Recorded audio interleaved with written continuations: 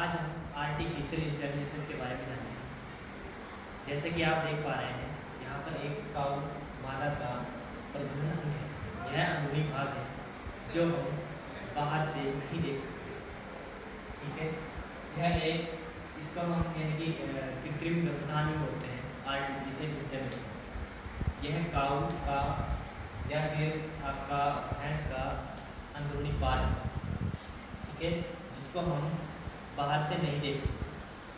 ठीक है, यहाँ पर जैसे कि आप ये चित्र देख पा रहे हैं, इस चित्र में कुछ मुख्य मुख्य पार्ट्स हैं, उन पार्ट के बारे में हम जानेंगे। जैसे कि यहाँ पर देख रहे हैं, ये एक ओवरी है। ओवरी का काम क्या होता है? ये ओवरी है, इस ओवरी का क्या काम होता है? ओवरी का जो काम होता है, यह अंडे, इसका काम होता है अंडे पैदा करना। अंडे पैदा करना काम होता है। यह ओवरी दोनों तरफ होती है। यह जो ओवरी होती है, यह दोनों साइड होती है। इनमें से एक ओवरी छोटी होती है और एक ओवरी बड़ी होती है। ठीक है, अगर किसी मादा में यह ओवरी ना हो तो वह मादा बच्चे पैदा नहीं कर सकती। वह मादा क्या है? बच्चे पैदा नहीं कर सकती। यह ओवरी का काम अंडे पैदा करना होता है। ठीक है, यहाँ पर अंडे पैदा होंगे। जैसे ही अंडे पैदा होंगे यहाँ पर, तो ये है नीचे की तरफ, यहाँ पर आप देख रहे हैं इन्फेंटिबुलम। यह एक इन्फेंटिबुलम फनल शेप में होता है। इस प्रकार से, ये इस प्रकार से क्या होता है? फनल शेप में होता है। इस इन्फेंटिबुलम का काम होता है कि यह ओवरी से जो अंडा पैदा होगा, यह इस इन्फेंटिबुलम में गिरेगा, नीचे की तरफ गिरेगा। जैसे यहाँ पर आएगा, ये फिर अंडा आगे की तरफ बढ़ेगा, यानी फ्लोपियन ट्यूब्स की जगह। फ्लोपियन ट्यूब्स यह भी दोनों तरफ होते हैं। फ्लोपियन ट्यूब्स ओवरी भी दोनों तरफ होती है। ठीक है, और ये इन्फेंटिबुलम जो होता है, यह भी दोनों तरफ होते हैं। अब जैसे ही इन्फेंटिबुलम के जरिए क्या है, अंडा से क्या करता है, ये ट्रांसपोर्ट का काम करता है, यानी कि ट्रांसफर करता है आगे की तरफ, यानी कि हॉर्न ऑफ यूट्रस की तरफ, जिसको हम बच्चेदानी बोलते हैं।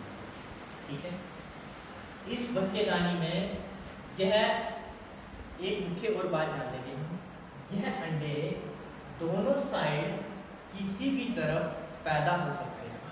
ठीक है, किसी भी तरफ क्या है, ये अंडे जो है दोनों साइड, किसी भी साइड में, लेफ्ट या राइट, दोनों साइड में किसी भी तरफ पैदा हो सकते हैं। ठीक है, जैसे ही ये अंडा आएगा तो यहाँ पर horn of uterus, horn of uterus में ठहर जाएगा। यहाँ पर कुछ मादा की गांठें होती हैं, इस प्रकार की गांठें होती हैं। यह मैंने इस साइड की बनाई। इनको मैट्रिनल कोटिलिडस भी बोलते हैं। यह मैट्रिनल कोटिलिडस, इनको हम क्या बोलते हैं? मादा की गांठें। जैसे ही ओवरी से अंडा रिलीज होगा या फिर वहाँ से कई प्रकार के रस पैदा होते हैं, ऐसे रस जो बच्चे में, जो बच्चे को रिप्रोडक्शन की प्रक्रिया में सहायता करते हैं। ठीक है, तो यहाँ से कई प्रकार के हार्मोन्स रिलीज होते हैं इस ओवरी से।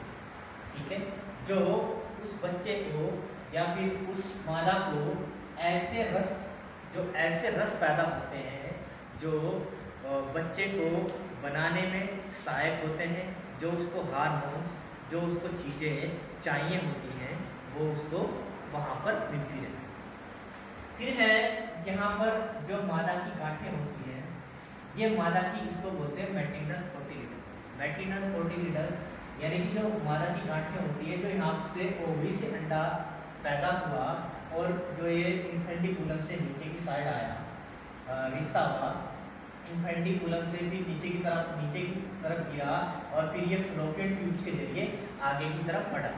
फ्लोपियन ट्यूब्स का काम होता है, यानी कि जो अंडा है उसको ट्रांसफर का काम करता है। ठीक है, अब ये जो यहाँ पर मादा की गांठें देख रखी हैं, ये मादा की गांठें क्या होती है? जैसे ही अंडा आएगा, अगर ओवरी से 2 अंडे पैदा हुए हैं तो जो दो अंडे पैदा हुए हैं वो दो अंडे अगर एक जगह पर बैठ जाए, यानी कि जो मादा की गांठें हैं, इन मादा की गांठें में यह अंडे एक जगह पर बैठ जाएं तो दो बच्चे पैदा होंगे। अगर यह अंडे आपस में जुड़े हुए हैं तो दो बच्चे जैसे भी हैं तो वो क्या है, आपस में जुड़े हुए पड़े रहेंगे वहाँ पर। अगर वह बच्चे मैट्रिनल कोटिलिडस के अलग अलग अंग पर एक अंडा यहाँ पर बैठ गया, एक अंडा यहाँ पर बैठ गया, तो क्या है, तो क्या होगा, तो तब भी क्या होंगे, दो बच्चे पैदा होंगे, लेकिन उनके जो अंग होते हैं वह अंग आपस में नहीं जुड़े। ठीक है, तो ये मैट्रिनल कोटिलिडस अब होता है जब यहाँ पर बच्चा तैयार होने लगता है। जब मादा की गांठें में यहाँ पर बच्चा तैयार होने लगता है तो क्या होता है, तो जैसे कि यहाँ पर बच्चा तैयार हो रहा है, धीरे धीरे तैयार हो रहा है, उसको जो खाना है, जो उसका खाना है, जो उसकी सेफ्टी है, वो यहाँ पर उसको मिलती रहती है। यहाँ पर एक जिसको हम देसी भाषा में जेर भी बोलते हैं या फिर उसको हम प्लेसेंटा बोलते हैं। क्या बोलते हैं? प्लेसेंटा। प्लेसेंटा जो होता है और ये मादा की गांठें होती है आपस में ऐसे जुड़ जाती हैं, तो बच्चा जो होता है वो इन मैट्रिनल कोटिलिडस और जेर के बीच में सुरक्षित पड़ा रहता है। मादा की गांठें और जो जेर होती है, जो प्लेसेंटा होता है, वो आपस में ऐसे जुड़ जाते हैं, तो जो उसके बच्चा होता है वो बीच में सेफ पड़ा रहता है।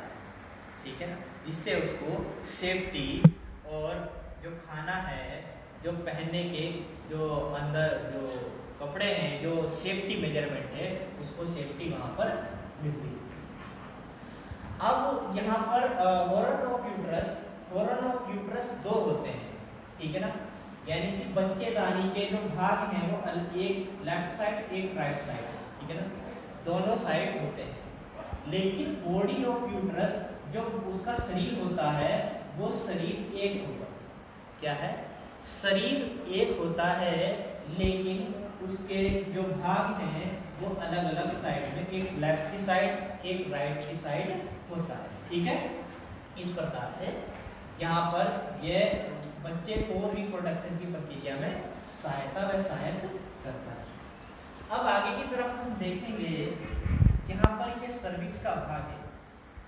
सबसे मुश्किल भाग यही है जो सर्विक्स होती है। अब सर्विक्स के बारे में जान लेते हैं। सर्विक्स हमारा क्या मुख्य काम करता है? सर्विक्स जो है यह एक मादा का, काऊ मादा का ये एक मुख्य अंग है। ठीक है, जहाँ से वीरज अंदर की ओर जाता है। ठीक है, या फिर जब बच्चा पैदा होता है तब यह सर्विक्स का भाग तब खुलता है, या फिर हम जब गाय या पशु हीट पर होता है तब ये सर्विक्स का भाग ओपन होता है, यानी कि खुलता है।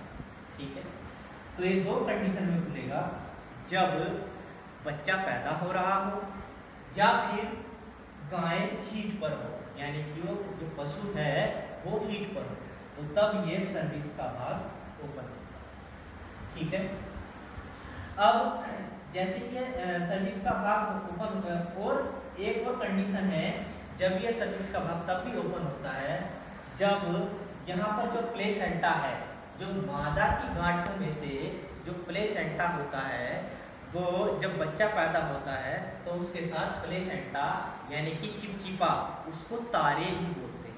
क्या बोलते हैं? तारे।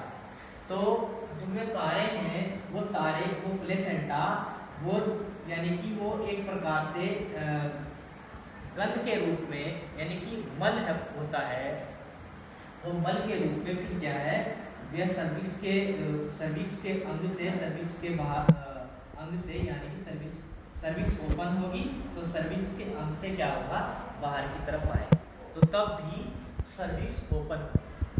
ठीक है ना, या तो वहाँ पर कोई कूड़ा यानी कि मल जो पड़ा हुआ है वो मादा अंदर से प्रेशर डालती है। इससे क्या है, वो सर्विक्स के अंगों से क्या है, जो प्लेसेंटा है, जो तारे हैं, जो जेर है, वो बाहर की तरफ आएगी। तो यह एक तो जब अंदर कुछ जमा हो गया है तब खुलेगी सर्विक्स का भाग, या फिर वह जब वह प्रजनन की प्रक्रिया में आती है, जब वह हीट पे आती है, तो तब भी क्या होता है, वह सर्विक्स का भाग क्या होता है, ओपन होता है।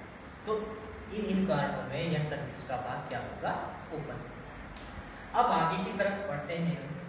यह वेजाइना का भाग है।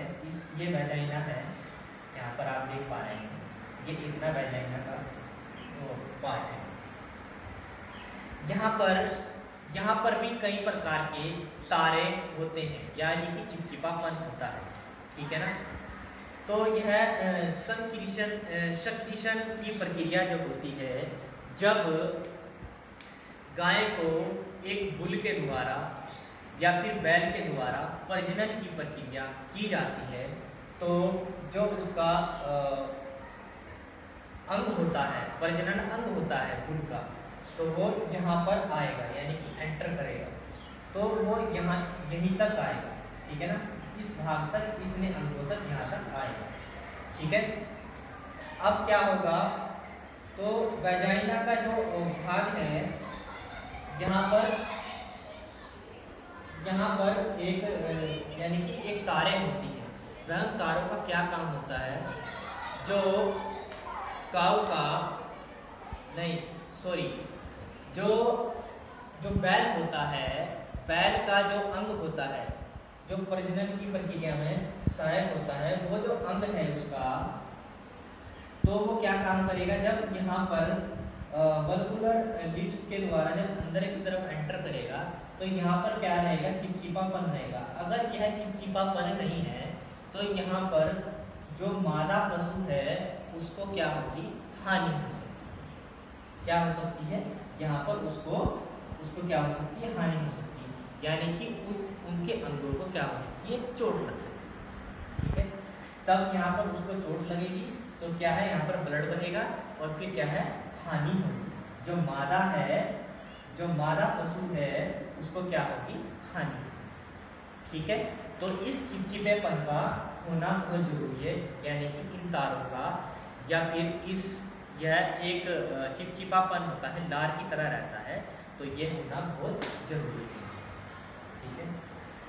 ये बाहर का अंग है, जिसको हम बाहर से देख सकते हैं। ये है वल्वा, यानी कि इसको वल्गुलर लिप्स भी बोलते हैं। बाहर की तरफ यह वल्गुलर लिप्स इस प्रकार से नजर आएंगे। जैसे अब मैंने अपने दोनों हाथ जोड़े हैं, तो इस प्रकार से क्या है, ये वल्गुलर लिप्स नजर आते हैं, ठीक है। यहाँ पर नीचे की तरफ ब्लैंडर यानी कि यूरिन का पार्ट रहता है, जहाँ से मूत्राशय बाहर की तरफ आता है, यानी कि यूरिन, यानी तो इसको यूथ्रल ओपनिंग भी बोलते हैं। क्या बोलते हैं इसको, यूथ्रल ओपनिंग भी बोलते हैं। ये यहाँ पर ये वेजाइना है, ये वेजाइनल ओपनिंग है, यहाँ पर ये वेजाइनल ओपनिंग है।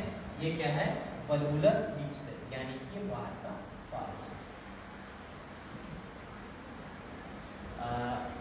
थैंक यू, आज के लिए इतना ही, धन्यवाद।